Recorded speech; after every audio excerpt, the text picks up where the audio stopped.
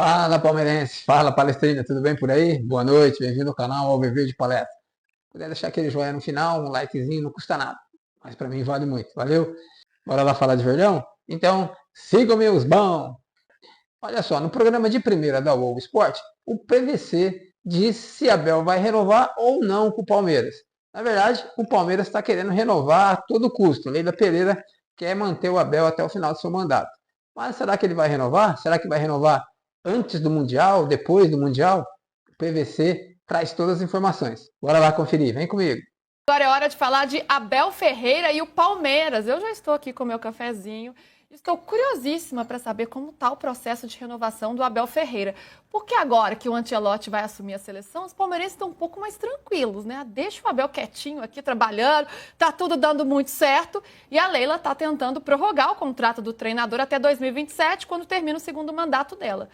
E aí, PVC, a ideia é fechar isso depois do Super Mundial? Como é que tá essa história? A ideia do Palmeiras é fechar antes do Mundial, a ideia do Abel é fechar depois do Mundial. E aqui tem um pequeno impasse.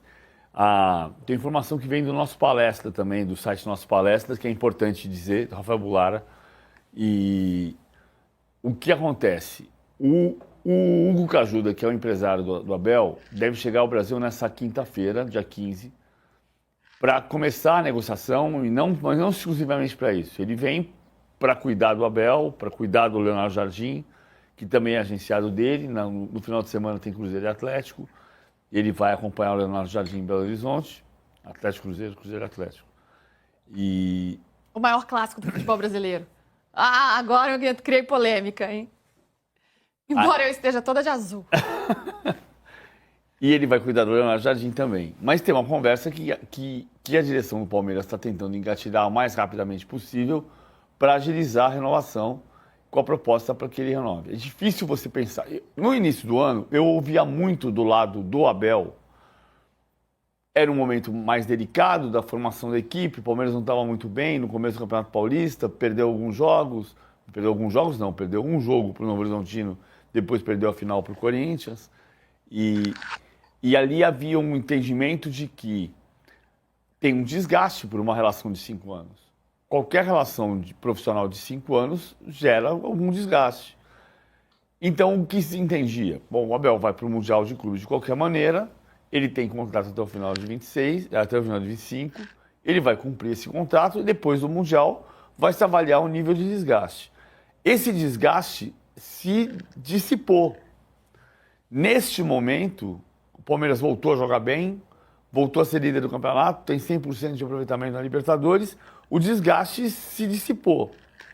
Então, é o momento em que, desse ponto de vista, você pode sentar e falar assim: a torcida do Palmeiras te ama, a diretoria te quer, os jogadores te desejam e você vai ficar aqui. Só que o Abel quer entender como é que vai ser o retorno dele. O Abel e o staff dele. Por quê? Se o Palmeiras é campeão do mundo, improvável, por causa do Mundial ser disputado com o Real Madrid, com o Manchester City, não pela força do Palmeiras, mas pela força dos rivais, improvável. Mas se você chegar na semifinal, você tem um nível de visibilidade para o futebol europeu diferente de você cair na fase de grupos. Então, por que ele precisa se amarrar com um contrato de mais 2 anos antes de tentar ter essa visibilidade?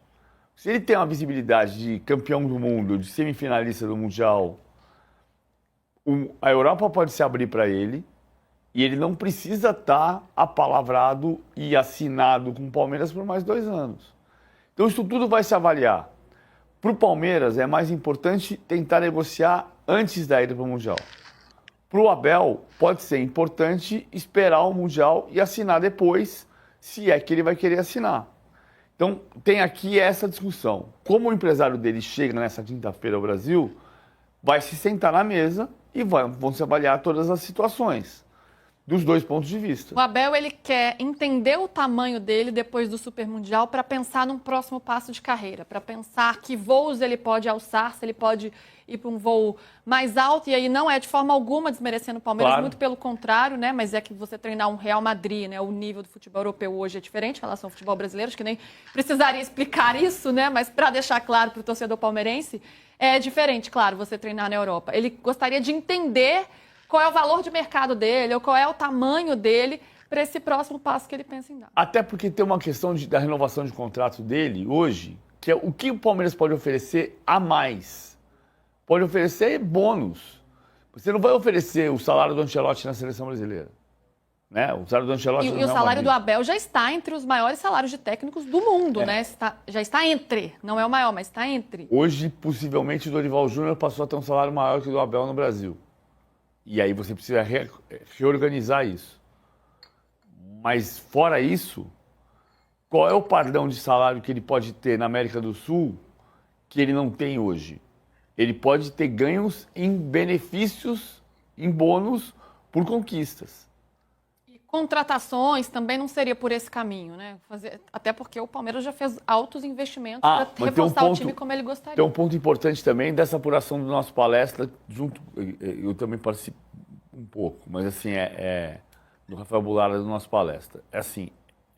Tem uma história que é a seguinte, o Palmeiras está deixando claro que o Mundial do Palmeiras pode ser a Intercontinental em 25, em 26 ou 27.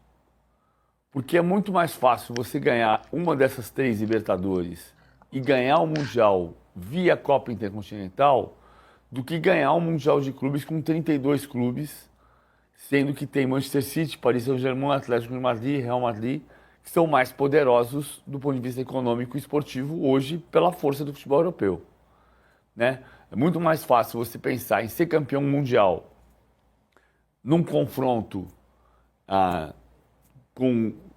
como no formato intercontinental, como aconteceu no ano passado, com o Real Madrid contra o Botafogo, não porque não teve confronto com o Botafogo, mas com o Real Madrid ganhando, do que você pensar em ganhar o torneio de 32 equipes. Então, o Mundial não precisa ser este para o Palmeiras. Pode ser o de 26, pode ser o de 27. Isso pode ser um fator ali para convencer o Abel a permanecer. Precisamos de você aqui, a torcida quer você aqui para tentar ser campeão mundial, não necessariamente neste super mundial. Agora, PVC, queria trazer essa reflexão, né? O tamanho do Abel na história do Palmeiras é assim, absurdo. Na história do futebol brasileiro também, por tudo que ele conquistou. E ele é um profissional ambicioso, no melhor sentido da palavra, claro. Né? Um profissional que quer mais, que quer conquistar mais, que quer galgar novos degraus. Qual que é o tamanho do Abel hoje no mercado internacional? Porque para a gente ele é gigante, mas a gente sabe que o mercado internacional não tem os olhos para o Brasil como a gente tem. A depender do Super Mundial, o que ele conseguiria fora do país hoje para estar no patamar dentre aí os técnicos top do mercado? Eu acho que... Eu adoro quando você respira para responder. É porque assim, como é que o Vanderlei Luxemburgo foi pro Real Madrid? Com a ajuda do Juan Figa, que era um empresário... Tem uma questão política e de relacionamento, de trabalho de empresário e tal nos bastidores. Não é uma questão só futebolística. Hoje, como é que o Mourinho fez tantos técnicos portugueses se espalharem pela Europa? Os argentinos, né, que é um exemplo mais próximo da gente, você tem um Simeone que conseguiu chegar lá. Mas no caso dos portugueses, o Jorge Mendes foi muito importante. O Hugo Cajuda é um empresário que cresce, mas ele não tem o tamanho do Jorge Mendes hoje. Mas isso não significa que, num Mundial de Clubes, que não se sente com um empresário do tamanho do Jorge Mendes, com um presidente do tamanho do Florentino Pérez, com presidentes de outros clubes que estejam lá eventualmente, mesmo sem os clubes estarem representados, como o Juan Laporta do Barcelona, e você conseguir abrir conversas com outro tipo de dirigente. É sentar na mesa. Hoje, o Abel ganha mais no Brasil do que ele ganharia em qualquer cenário em Portugal. Portugal é a casa dele, mas não é o maior salário para ele. O mercado espanhol, hoje, Real Madrid, Barcelona e Atlético de Madrid são as grandes portas de entrada, mas nenhuma das 3 está aberta para ele, neste momento. Simeone pode sair depois da manhã do Atlético de Madrid e mudar o cenário. O Abel pode aparecer no Atlético de Madrid. Real Madrid e Barcelona hoje, com Xabi Alonso e com Hansi Flick sendo campeão espanhol, muito difícil acontecer isso a médio prazo. A Alemanha é um cenário mais difícil até pelo idioma. Ele pode trabalhar na França, na Itália? Pode, mas o cenário melhor seria a Espanha.